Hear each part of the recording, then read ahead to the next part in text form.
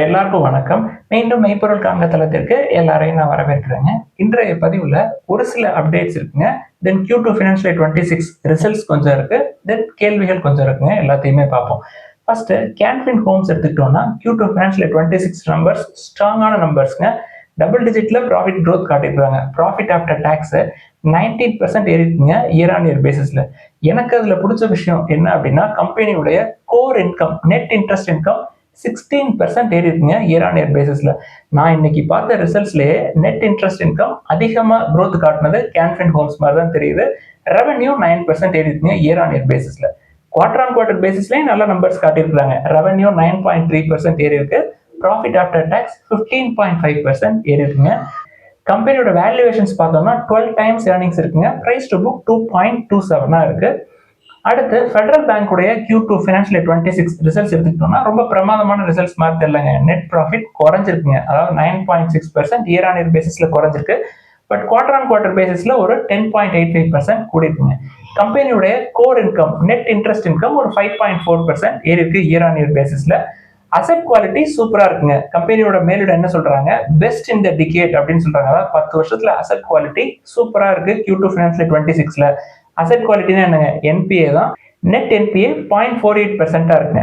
Total deposits பார்த்தோம்னா Q2 financial year 26ல 7.86% ஏறி இருக்கு. நெட் அட்வான்சஸ் ஒரு 6.23% ஏறி இருக்குங்க இயர் ஆன் இயர் பேசிஸ்ல. கம்பெனியோட வேல்யூவேஷன்ஸ் பார்த்தோம்னா பிரைஸ் டு புக் 1.57 டைம்ஸ் இருக்கும். 13 டைம்ஸ் ஏர்னிங்ஸ். அடுத்து ஐடிஎஃப்சி ஃபர்ஸ்ட் பேங்க் உடைய Q2 ஃபினான்ஷியல் இயர் 26 ரிசல்ட்ஸ் எடுத்துக்கிட்டோம்னா இயர் ஆன் இயர் பேசிஸ்ல சூப்பரான நம்பர்ஸ் காட்டியிருக்காங்க. பட் குவார்டர் ஆன் குவார்டர் பேசிஸ்ல ப்ராஃபிட்ஸ் வந்து குறைஞ்சிருக்குங்க. ஸோ கம்பெனியோட டோட்டல் பிசினஸ் அப்படின்னு பார்த்தோம்னா customer business year on year பேசிஸ்ல 21.6% ஏறி இருக்கு. குவார்டர் ஆன் குவார்டர் பேசிஸ்ல ஒரு 5% ஏறி இருக்குங்க. நெட் ப்ராஃபிட் எடுத்துக்கிட்டோம்னா ஒரு 75.5% ஏறி இருக்குங்க இயர் ஆன் இயர் பேசிஸ்ல. குவார்டர் ஆன் குவார்டர் பேசிஸ்ல ஒரு 23.8% குறைஞ்சிருக்கு. கம்பெனியுடைய core business income, net interest income வந்து ஒரு 6.78% ஏறி இருக்கு இயர் ஆன் இயர் பேசிஸ்ல. நெட் என்பிஏ 0.52% இருக்குங்க. கஸ்டமர் டெபாசிட்ஸ் அப்படின்னு பார்த்தோம்னா 23.4% ஏறி இருக்கு இயர் ஆன் இயர் பேசிஸ்ல. லோன் வந்து ஒரு 20% பக்கமா ஏறி இருக்கு இயர் ஆன் இயர் பேசிஸ்ல. கம்பெனியுடைய எம்டி சிஇஓ வைத்தியநாதன் அவர்கள் என்ன சொல்றாங்க, இந்த மைக்ரோ ஃபினான்ஸ் புக் அப்படின்றது இயர் ஆன் இயர் பேசிஸ்ல ஒரு 41.6% குறைச்சிருக்கிறோம். ஸோ அசெட் குவாலிட்டி ஸ்டேபிளா இருக்கு இந்த மைக்ரோ ஃபினான்ஸ் செக்டாரை தவிர அப்படின்னு சொல்லியிருக்காரு. மற்ற செக்டார்லாம் நல்ல க்ரோ ஆயிருக்கு, ஸ்டேபிளா இருக்கு பிசினஸ் அப்படின்னு சொல்லியிருக்காருங்க. அடுத்து இண்டஸ்இண்ட் பேங்க் உடைய Q2 ஃபினான்ஷியல் இயர் 26 பெர்ஃபார்மன்ஸ் எப்படி இருக்குன்னா பூராதாங்க இருக்கு என்னுடைய வியூல. என்ன காரணம், நெட் இன்ட்ரெஸ்ட் இன்கமும் குறைஞ்சிருக்கு, என்பிஏ கூடி இருக்கு, தென் டெபாசிட்ஸ் குறைஞ்சிருக்கு, தென் லோன் க்ரோத்தும் குறைஞ்சிருக்கு. எல்லாம் சேர்த்து லாஸ் எடுத்திருக்கிறாங்க. ப்ரொவிஷன்ஸ் அதிகமா இருக்குங்க. ஸோ ஒன்னா பார்ப்போம். நெட் இன்ட்ரெஸ்ட் இன்கம் அப்படின்னு பார்த்தோம்னா 17.5% குறைஞ்சிருக்குங்க இயர் ஆன் இயர் பேசிஸ்ல. தென் கம்பெனி வந்து ஒரு 445 கோடி ரூபாய் லாஸ் பண்ணியிருக்காங்க. என்ன காரணம் அப்படின்றது ஏற்கனவே சொல்லணும் இல்லையா, ப்ரொவிஷன்ஸ் எடுத்திருக்காங்க. ப்ரொவிஷன்ஸ் கூடி இருக்குங்க. அதாவது Q2 ஃபினான்ஷியல் இயர் 25ல 1820 crores இருந்த ப்ரொவிஷன் இப்போ Q2 ஃபினான்ஷியல் இயர் 26ல 2631 crores இருக்கு. கிராஸ் என்பிஏ கூடி இருக்குங்க, 3.6% இருக்கு. இது Q2 ஃபினான்ஷியல் இயர் 25ல 2.16% இருந்திருக்குங்க. கம்பெனியோட வேல்யூவேஷன்ஸ் அப்படின்னு பார்த்தோம்னா இப்போயுமே புக் வேல்யூக்கு கீழே தாங்க இருக்கும். அடுத்து எஸ் பேங்க் நிறுவனத்தினுடைய Q2 ஃபினான்ஷியல் இயர் 26 பெர்ஃபார்மன்ஸ் எடுத்து பார்த்தோம்னா நெட் ப்ராஃபிட் வந்து year on year basis, quarter on quarter basis ரெண்டுலையுமே ஒரு 18% பக்கமா ஏறி இருக்குங்க. என்ன காரணம் அப்படின்னா அதர் இன்கம் வந்து சப்போர்ட் பண்ணிருக்கு. தென் இன்ட்ரெஸ்ட் எக்ஸ்பென்சஸ் வந்து குறைச்சிருக்காங்க. அசெட் குவாலிட்டி வந்து ஸ்டேபிளா இருக்குங்க. கம்பெனியுடைய core business income, net interest income வந்து 4.5% ஏறி இருக்கு. அதே மாதிரி டெபாசிட்ஸ் தென் அட்வான்சஸ் ரெண்டுமே ஏறி இருக்குங்க. குவார்டர் ஆன் குவார்டர் பேசிஸ்ல ஏறி இருக்கு, தென் இயர் ஆன் இயர் பேசிஸ்ல ஏறி இருக்கு. இயர் ஆன் இயர் பேசிஸ்ல பார்த்தோம்னா டெபாசிட்ஸ் ஒரு 6.9% ஏறி இருக்குங்க. குவார்டர் ஆன் குவார்டர் பேசிஸ்ல டெபாசிட் ஒரு 7.4% ஏறி இருக்கு. தென் நெட் அட்வான்சஸ் அப்படின்னு பார்த்தோம்னா ஒரு 6.4% ஏறி இருக்குங்க இயர் ஆன் இயர் பேசிஸ்ல. குவார்டர் ஆன் குவார்டர் பேசிஸ்ல ஒரு 3.8% ஏறி இருக்கு. கம்பெனியோட வேல்யூவேஷன்ஸ் அப்படின்னு பார்த்தோம்னா ஒரு 25 டைம்ஸ் ஏர்னிங்ஸ் இருக்கும். பிளஸ் பிரைஸ் டு புக் 1.5 விட அதிகமா போயிருக்கும். அடுத்து ஆர்பிஎல் பேங்க் எடுத்துக்கிட்டோம்னா Q2 ஃபினான்ஷியல் இயர் 26ல கம்பெனியோட நெட் ப்ராஃபிட் வந்து 20% விழுந்திருக்குங்க இயர் ஆன் இயர் பேசிஸ்ல. நெட் இன்ட்ரெஸ்ட் இன்கமும் 4% விழுந்திருக்கு. அது போக ஆர்பிஎல் பேங்க் ஒரு முக்கியமான செய்தியை கொடுத்திருக்காங்க. அதாவது ஆர்பிஎல் பேங்க்ல ஒரு மெஜாரிட்டி ஸ்டேக்கை துபாய் பேஸ்டு எமிரேட்ஸ் என்பிடி வந்து அக்வயர் பண்றதா ஒரு செய்தி வந்திருக்குங்க. கிட்டத்தட்ட 60% ஸ்டேக் எடுப்பாங்கன்னு நினைக்கிறேன். இந்த அக்விசிஷனுக்காக எமிரேட்ஸ் என்பிடி வந்து ஒரு 26,853 crores வந்து இன்வெஸ்ட் பண்ற மாதிரி தெரியுது. ஒரு ஷேர் வந்து 280 ரூபாய் அப்படின்ற மேனிக்கு எமிரேட்ஸ் என்பிடி வந்து அக்வயர் பண்ணுவாங்கன்னு நினைக்கிறேங்க. கம்பெனியோட வேல்யூவேஷன்ஸ் அப்படின்னு பார்த்தோம்னா பிரைஸ் டு புக் 1.19ல இருக்குங்க, 32 டைம்ஸ் ஏர்னிங்ஸ். அடுத்து ஐடிபிஐ பேங்குடைய Q2 ஃபினான்ஷியல் 26 பெர்ஃபார்மன்ஸ் எடுத்து பார்ப்போங்க. அதாவது ஒரு நண்பர் வந்து ஐடிபிஐ நல்ல பெர்ஃபார்மன்ஸ் காட்டியிருக்காங்க அப்படின்னு சொல்லியிருக்காரு. ஸோ என்னன்னு பார்ப்போம். ஸ்டாண்ட்லோன் நெட் ப்ராஃபிட் அப்படின்னு பார்த்தோம்னா 98% ஏறிக்குங்க இயர் ஆன் இயர் பேசிஸ்ல. பட் கம்பெனியுடைய core income net interest income அப்படின்றது 15.2% விழுந்திருக்கு இயர் ஆன் இயர் பேசிஸ்ல. அது எப்படி நல்ல ரிசல்ட் ஆகும்னு எனக்கு தெரியலங்க. அடுத்து அசெட் குவாலிட்டி ஸ்டேபிளா இருக்குங்க, அதாவது நெட் என்பிஏ 0.21% இருக்கு. டோட்டல் டெபாசிட் 9% ஏறிக்குங்க இயர் ஆன் இயர் பேசிஸ்ல. நெட் அட்வான்சஸ் 15% ஏறிக்குங்க இயர் ஆன் இயர் பேசிஸ்ல. ஸோ ஐடிபிஐ பேங்கை பொறுத்த வரைக்கும் கவர்மெண்ட் வந்து ஸ்டேக் சேல் பண்ணுவோம் அப்படின்னு நீண்ட நாட்களா சொல்லிக்கிட்டே இருக்கிறாங்க. ஸோ எப்போ ஸ்டேக் சேல் பண்ணுவாங்க அப்படின்றது நமக்கு தெரியாதுங்க. ஃபினான்ஷியல் 26ல நாங்கள் முடிச்சிருவோம் அப்படின்னு சொல்லியிருக்காங்க. ஐடிபிஐ பேங்கை பொறுத்த வரைக்கும் ஷேர் ஹோல்டிங் பேட்டர்ன் எடுத்து பார்த்தோம் அப்படின்னா ப்ரொமோட்டர்ஸ் அப்படின்ற முறையில் LIC then president of India 2 பேரும் சேர்ந்து ஒரு 94% ஸ்டேக் வச்சிருப்பாங்க. ஸோ ஸ்டேக் சேல் பண்ணுவாங்க அப்படின்னா யார் அதை வாங்குவாங்க அப்படின்றது முக்கியங்க. கம்பெனியோட வேல்யூவேஷன்ஸ் இப்போ எவ்வளோ இருக்கு அப்படின்னா பிரைஸ் டு புக் 1.81 இருக்குங்க, பிரைஸ் டு ஏர்னிங்ஸ் ஒரு 13 பக்கமா இருக்கு. அதாவது எஸ் பேங்க் வந்து எஸ்எம்பிசி எடுத்தாங்க அப்படின்னா பிரைஸ் டு புக் 1.5ல எடுத்தாங்க. இப்போ ஐடிபிஐயோடைய பிரைஸ் டு புக்கே 1.8 இருக்கு. ஸோ வேல்யூவேஷன் கொஞ்சம் அதிகமாக தான் இருக்க மாதிரி இருக்கு. அதாவது சுமிட்டோமோ மிட்சுபிஷி பேங்கிங் கார்பரேஷன் என்ன பிரைஸ் டு புக்ல எடுத்தாங்க அப்படின்றத வச்சு நான் ஐடிபிஐக்கு சொல்றேங்க. ஸோ அதை கம்பேர் பண்றப்ப ஐடிபிஐ கொஞ்சம் வேல்யூ அதிகமாக தான் இருக்கு. இப்ப எடுத்துக்காட்டுக்கு உங்களுக்கு சொல்றேனே, ஆர்பிஎல் பேங்க் எடுத்துக்கோம். துபாய் பேஸ்டு என்பிடி எமிரேட்ஸ் வந்து ஒரு 26,000 பக்கமா இன்வெஸ்ட் பண்றாங்க, ஒரு 60% பக்கமா ஸ்டேக் எடுப்போம் அப்படின்ற மாதிரி செய்திகள் வந்திருக்கு. என்ன பிரைஸ்ல அப்படின்றதாங்க முக்கியம். அதாவது இப்ப இருக்கிற பிரைஸுக்கு 7% டிஸ்கவுண்டட் பிரைஸ்ல தான் அவங்களும் எடுக்கிறாங்க. ஸோ ஐடிபிஐ யாராவது எடுக்கணும் அப்படின்னு நினைச்சாலும் டிஸ்கவுண்டட் பிரைஸ்ல தான் கேட்பாங்களோ அப்படின்னு ஒரு சந்தேகம் எனக்கு இருக்குங்க. ஆர்பிஎல்லையும் ஐடிபிஐயும் கம்பேர் பண்ணோம் அப்படின்னா ஆர்பிஎல்க்கு பிரைஸ் டு புக் 1.19, பட் ஐடிபிஐக்கு price to book 1.81. So 1.19 price to book இருக்கப்பே 7% டிஸ்கவுண்ட்ல தான் அவங்க கேட்குறாங்க. ஸோ உங்களுக்கு புரிஞ்சிருக்கும்னு நினைக்கிறேன். அடுத்து ஹெச்டிஎஃப்சி பேங்குடைய Q2 ஃபினான்ஷியல் 26 ரிசல்ட்ஸ் எடுத்து பார்த்தோம்னா பெர்ஃபார்மன்ஸ் நல்லா இருக்கிற மாதிரி தாங்க தெரியுது. ஏன் அப்படின்னா டெபாசிட்ஸ் டபுள் டிஜிட்ல க்ரோ ஆயிருக்காங்க, இந்த நெட் ப்ராஃபிட்டும் டபுள் டிஜிட்ல க்ரோ ஆயிருக்காங்க. கம்பெனியோட நெட் ப்ராஃபிட் வந்து 10.8% ஏறிக்குங்க இயர் ஆன் இயர் பேசிஸ்ல. நெட் இன்ட்ரெஸ்ட் இன்கம் வந்து ஒரு 5% பக்கமா ஏறிருக்கு இயர் ஆன் இயர் பேசிஸ்ல. அசெட் குவாலிட்டி இம்ப்ரூவ் ஆயிருக்குங்க. நெட் என்பிஏ 0.42% இருக்கு. டோட்டல் டெபாசிட்ஸ் ஒரு 12.1% ஏறிக்குங்க இயர் ஆன் இயர். நெட் அட்வான்சஸும் ஒரு 10% பக்கமா ஏறிருக்கு இயர் ஆன் இயர் பேசிஸ்ல. HDFC பேங்கோட வேல்யூவேஷன்ஸ் அப்படின்னு பார்த்தோம்னா பிரைஸ் டு புக் 3க்கு பக்கமா இருக்குங்க, 22 டைம்ஸ் ஏர்னிங்ஸ் இருக்கும். எனக்கு காஸ்ட்லி தான். அடுத்து ஐசிஐசிஐ பேங்கோடைய Q2 ஃபினான்ஷியல் 26 பெர்ஃபார்மன்ஸ் எடுத்து பார்த்தோம்னா ஸ்டாண்ட்லோன் நெட் ப்ராஃபிட் வந்து ஒரு 5.2% ஏறிக்குங்க இயர் ஆன் இயர் பேசிஸ்ல. Core income, core business income, net interest income எடுத்துக்கிட்டோம்னா 7.4% ஏறிருக்கு இயர் ஆன் இயர் பேசிஸ்ல.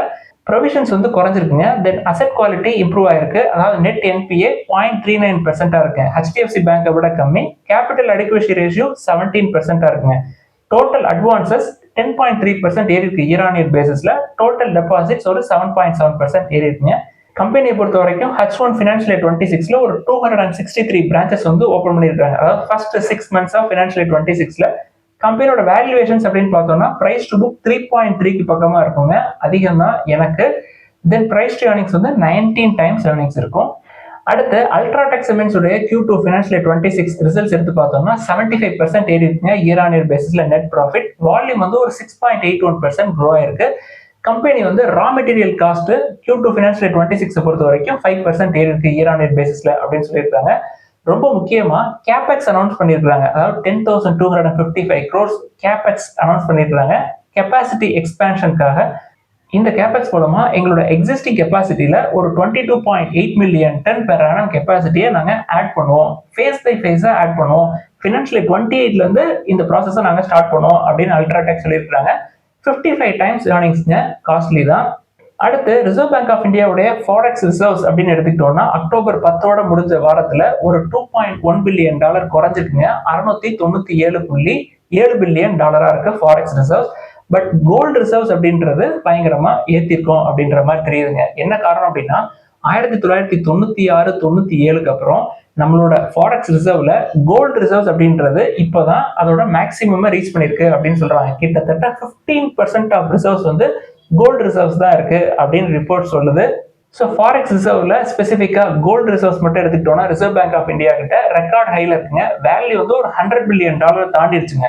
$102.365 பில்லியன் இருக்கு. அடுத்து ஆர்விஎன்எல் எடுத்துக்கிட்டோம்னா கம்பெனிக்கு சவுத் சென்ட்ரல் ரயில்வேஸ்ல இருந்து ஒரு ஆர்டர் கிடைச்சிருக்குங்க. ஆர்டரோட ஒர்த் வந்து 144 crores அப்படின்னு தெரிவிச்சிருக்காங்க. இந்த ஆர்டர் பொறுத்த வரைக்கும் OHE சிஸ்டம் அப்கிரேடேஷன் ஒர்க் அப்படின்னு சொல்றாங்க. அதாவது over head electrification upgradation work அப்படின்னு சொல்லியிருக்காங்க. அடுத்து இன்னைக்கு கேள்விகளுக்குள்ள போயிடலாங்க. ஃபர்ஸ்ட் ஒரு நண்பர் வந்து சார் தீபாவளி பிக் அப்படின்னு சொல்லிட்டு ஏதாவது சொல்லுங்களேன் அப்படின்னு சொல்லி கேட்டிருக்காங்க. கமர்ஷியலா பண்றவங்க அதெல்லாம் பண்ணுவாங்க. புரோக்கரேஜ் நிறுவனங்கள்லாம் வந்து தீபாவளி பிக் அப்படின்னு சொல்லுவாங்க. நம்ம வந்து எஜுகேஷனல் பர்பஸ்க்காக தாங்க இதை சொல்றோம். ஸோ நம்மளுக்கு ஒன்றும் அப்படிலாம் கிடையாது. வேணும்னா நம்ம இந்த தீபாவளி பிக்கு இந்த learn to earn book by Peter Lynch அந்த புக்கை படிக்கிறதுக்காக நம்ம ஒரு உறுதிமொழி எடுத்துக்கலாங்க. ஏற்கனவே நீங்க லேர்ன் டு எர்ன் படிச்சிட்டீங்க அப்படின்னா the most important thing by Harvard Marks அதை வந்து படிக்கலாம். அதுவும் படிச்சிட்டீங்க அப்படின்னா இந்த சைக்காலஜி ஆஃப் மணி அதை படிக்கலாம். இல்லாட்டி த இன்டெலிஜென்ட் இன்வெஸ்டர் ஏற்கனவே படிச்சவங்க அடுத்த புக்கை படிக்க ஆரம்பிக்கலாம். இந்த தீபாவளியில நம்ம என்ன உறுதிமொழி எடுத்துக்கலாம் அப்படின்னா இதெல்லாம் நம்ம படிச்சுட்டு அடுத்த தீபாவளிக்குள்ள நம்மளாவே ஸ்டாக்கை நல்ல வேல்யூவேஷன் பார்த்து பிக் பண்ண கத்துக்கிறதுக்கு ஒரு உறுதிமொழியை நம்ம எடுத்துக்கலாம் இந்த தீபாவளியில. அடுத்து கேட்வே டிஸ்ட்ரிபாக்ஸ் அப்படின்ற நிறுவனத்தை பத்தி எழுதிருக்காங்க. தொடர்ந்து இறங்கிக்கிட்டே போகுது அப்படின்னு சொல்லி எழுதியிருக்காங்க.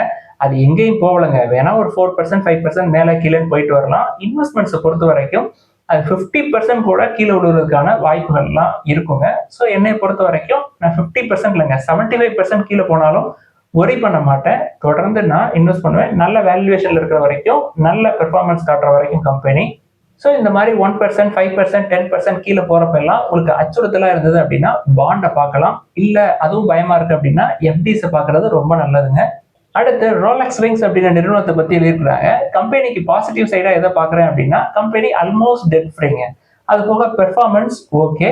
தென் எஃப்ஐஎஸ் வந்து தொடர்ந்து 4 குவார்ட்டர்ஸா வித்துக்கிட்டே இருக்கிறாங்க. பெர்ஃபார்மன்ஸ்ல கொஞ்சம் மந்தநிலை இருக்கிற மாதிரி தெரியுதுங்க. 18 times தான் ஏர்னிங்ஸ். நல்ல வேல்யூவேஷன்ல தான் இருக்கு. ஸ்டாக் ஸ்பிளிட்டும் போட்டுட்டாங்க. அடுத்த ஒரு நண்பர் வந்து ஒரு சில செக்டார்லாம் நீங்க டிஸ்கஸ் பண்ணல அப்படின்ற மாதிரி எழுதியிருக்கிறாங்க. குறிப்பா சிமெண்ட் செக்டார், ஃபேஷன், தென் பெயிண்ட், எலக்ட்ரிக்கல்ஸ் இந்த செக்டார்ல எல்லாம் நீங்க எதையும் பாக்குறது இல்லையா அப்படின்னு சொல்லி எழுதியிருக்கிறாங்க. சிமெண்ட்டை பொறுத்த வரைக்கும் நம்ம ராம்கோ இண்டஸ்ட்ரீஸை பாக்குறோங்க. தென் ஃபேஷன் அப்படின்னு எடுத்துக்கிட்டோம்னா நான் எதுலையுமே இன்னும் என்ட்ராகல. But Aditya Birla fashion and ரீட்டைலை தொடர்ந்து வாட்ச் பண்ணிட்டு இருக்கேன்.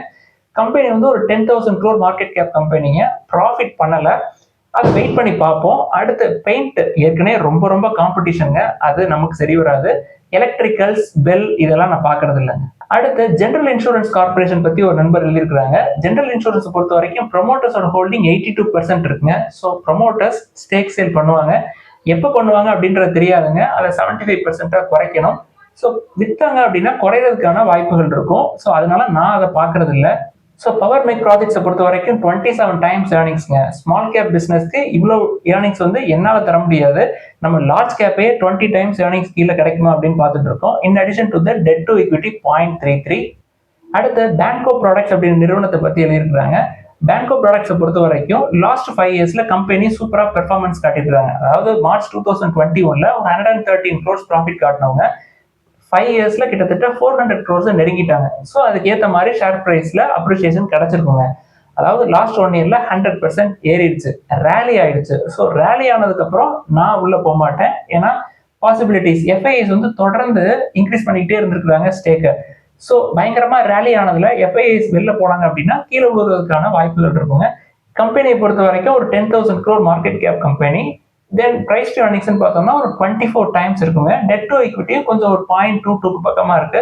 ஸோ ரேலி ஆயிடுச்சு. வெயிட் பண்ணலாம். என்னைய பொறுத்த வரைக்கும் நல்ல நிறுவனம் மாதிரி தான் தெரியுது. பெர்ஃபார்மன்ஸ் லாஸ்ட் 5 yearsல சூப்பரா காட்டிட்டு எல்லாருக்கும் இனிய தீபாவளி நல்வாழ்த்துக்கள். போன தீபாவளி இருந்து இந்த தீபாவளி மார்க்கெட் வந்து எங்க போயிருக்கு அப்படின்னு கேட்டா எங்கேயுமே போகலங்க. கீழே தான் இறங்கி வந்திருக்கோம். ஸோ அடுத்த தீபாவளியில எப்படி இருக்கு அப்படின்னு பார்ப்போம். நம்மளோட வேலை வேல்யூஸ் எல்லாத்தையுமே எங்க கிடைக்குதோ அதெல்லாம் தேடி பிடிப்போம். இதெல்லாம் தான் இன்னைக்கு டிஸ்கஸ் பண்ணணும்னு நினைச்சோம். ஏதாவது முதலீடுகள்ல சந்தேகங்கள், கேள்விகள் இருந்தா எல்லாத்தையும் எழுதுங்க. எல்லாருக்கும் நன்றி.